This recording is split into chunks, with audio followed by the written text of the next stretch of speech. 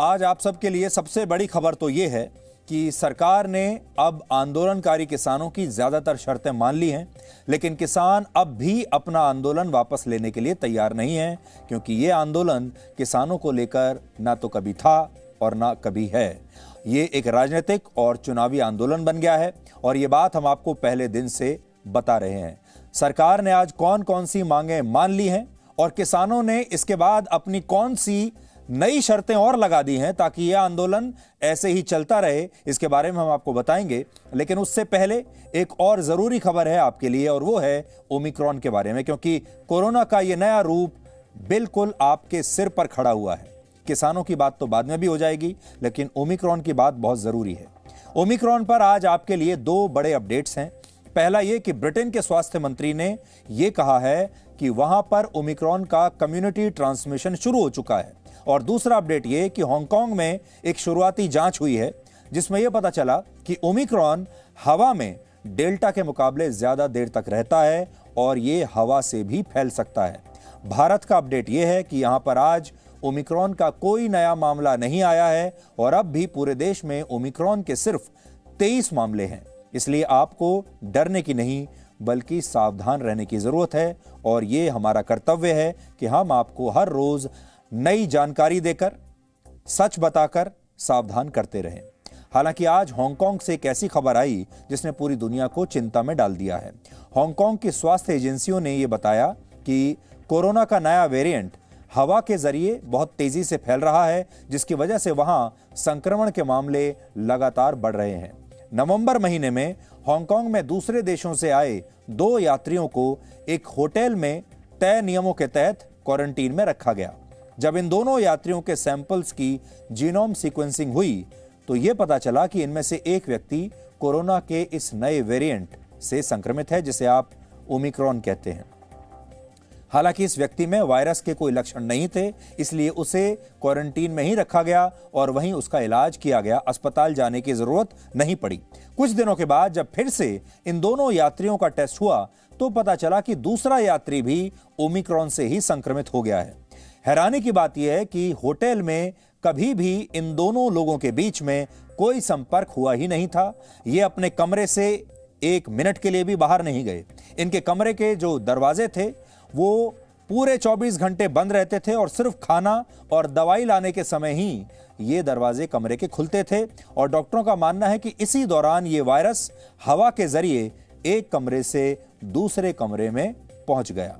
तो सोचिए, 2 लोग आपस में मिले भी नहीं, उनका कोई संपर्क नहीं है, वो एक कमरे में बंद हैं, अपने अपने कमरे में। कमरा खुला नहीं है, सिर्फ खाना लेने के लिए, दवाई लेने के लिए कमरे को बीच बीच में थोड़ी देर के लिए खोला गया है, और इसके बावजूद ये 2 लोग जो अलग अलग कमरे में हैं वो संक्रमित हो गए। जब कोई व्यक्ति खांसता या छींकता है या फिर जोर से चिल्लाकर बोलता है या कोई और इस तरह की गतिविधि करता है तो इस दौरान उसके मुंह और नाक से कई ड्रॉपलेट्स हवा में घुल जाते हैं, और अगर ये व्यक्ति कोरोना वायरस से संक्रमित है तो फिर इन ड्रॉपलेट्स में वायरस मौजूद हो सकता है। यानी इस तरह से वायरस हवा में आता है और फिर जब कोई दूसरा व्यक्ति उसी हवा में सांस लेता है तो फिर वायरस उसे भी संक्रमित कर देता है। वैज्ञानिकों को यह आशंका है कि ओमिक्रॉन काफी देर तक हवा में रह सकता है और डेल्टा वेरिएंट के मुकाबले ये काफी लंबी दूरी तक हवा के जरिए ट्रैवल भी कर सकता है। शुरुआत में जब कोरोना वायरस आया था तब सोशल डिस्टेंसिंग यानी 2 गज की दूरी का नियम इसीलिए बनाया गया था क्योंकि वैज्ञानिकों का कहना था कि अगर कोई व्यक्ति संक्रमित मरीज से 2 गज की दूरी पर खड़ा होता है तो फिर वो इससे संक्रमित नहीं होगा। मरीज के ड्रॉपलेट्स हवा में तो जाएंगे लेकिन वो उस व्यक्ति तक पहुंचते प्रभावी नहीं रहेंगे, निष्क्रिय हो जाएंगे।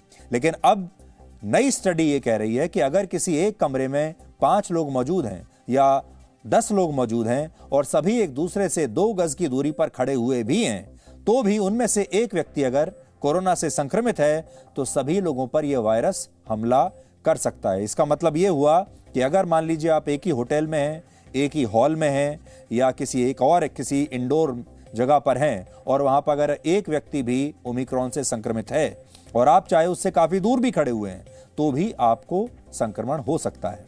अब कई लोगों के मन में सवाल होगा कि वो हवा में फैलने वाले इस वेरिएंट से अब कैसे बचें, क्योंकि यह संक्रमण तो घर के अंदर भी हो सकता है, यानी अगर कोई व्यक्ति वायरस से बचने के लिए घर में रहता है तो खतरा उसे भी है। इसलिए अब हम आपको इसके बचाव के कुछ तरीके बताएंगे। पहला उपाय तो यही है कि आप मास्क लगाना 1 मिनट के लिए भी छोड़े नहीं। हर समय मास्क आपके चेहरे पर होना ही चाहिए और वो भी ठीक से लगा हुआ। कोशिश करें कि घर में जब 3-4 लोग साथ में बैठे हों तो मास्क लगाकर ही रखें। डॉक्टरों की सलाह तो यह भी है कि आप डबल मास्क यानी 2 मास्क भी लगा सकते हैं। डेल्टा वेरिएंट के समय भी डॉक्टरों ने यही राय दी थी, आप याद करके देखिए। ज्यादातर लोगों ने यह राय मानी नहीं, यह अलग बात है, और इसीलिए पहली लहर आई और फिर दूसरी लहर आई। हवा से वायरस फैलने का मतलब यह नहीं है कि हवा संक्रमित है। इसका मतलब है कि वायरस हवा में बना रह सकता है और इमारतों के अंदर तो ये और भी ज्यादा खतरा पैदा कर सकता है। ऐसे में इसके लिए जरूरी है कि आप वेंटिलेशन रखें।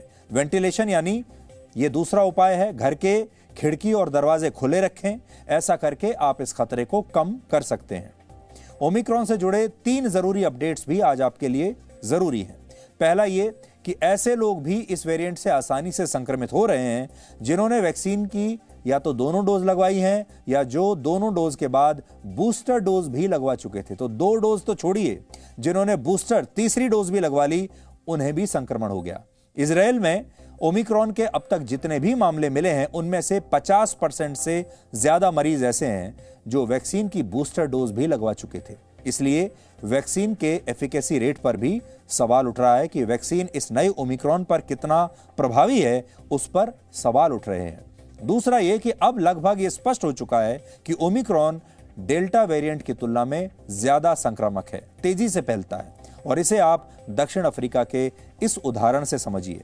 वहां 6 नवंबर तक कोरोना के प्रतिदिन औसतन 200 मामले आ रहे थे, लेकिन अब तक वहां प्रतिदिन लगभग 10,000 मामले दर्ज हो रहे हैं। सोचिए, कहां 200 मामले एक दिन में थे, अब 10,000 मामले एक दिन में आ रहे हैं। हालांकि भारत में स्थिति बेहतर है। भारत में पिछले 24 घंटे में नए वेरिएंट का एक भी केस नहीं मिला है और डॉक्टर इसके लिए जीनोम सीक्वेंसिंग को एक बहुत बड़ी वजह मान रहे हैं। WHO के मुताबिक कम से कम 5% मामलों की जीनोम सीक्वेंसिंग होनी चाहिए, लेकिन हमारे देश में अब भी 1% मामलों की ही जांच हो पा रही है।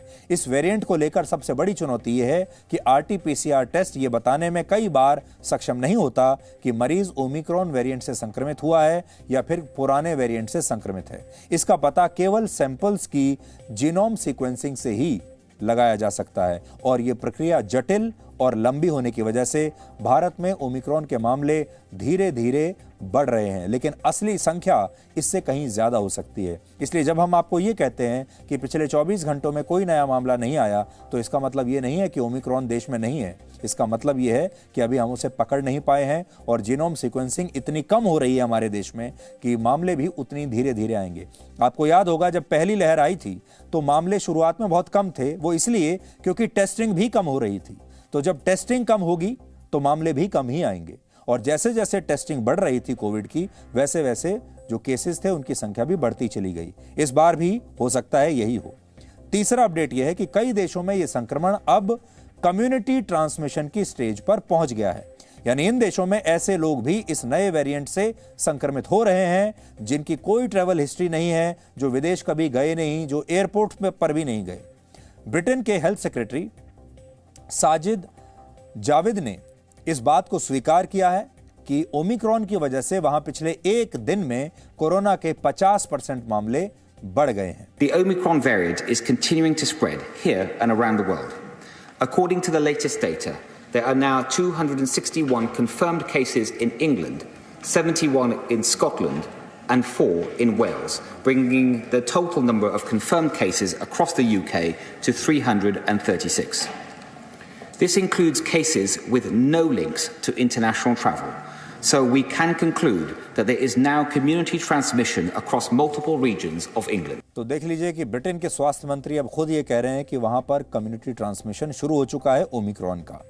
भारत के लिए अच्छी खबर यह है कि 558 दिन बाद 6 दिसंबर को हमारे देश में कोरोना के सबसे कम सिर्फ 6,822 मामले ही दर्ज हुए हैं, जबकि 554 दिनों के बाद देश भर में सक्रिय मरीजों की संख्या 1 लाख से भी कम दर्ज की गई है। ये संख्या अब 95,000 पहुंच चुकी है और ये भारत की बहुत बड़ी उपलब्धि है, भारत के डॉक्टर्स की, वैज्ञानिकों की बहुत बड़ी उपलब्धि मानी जाएगी। Presenting B News app, available on Google Play and App Store. Download it now.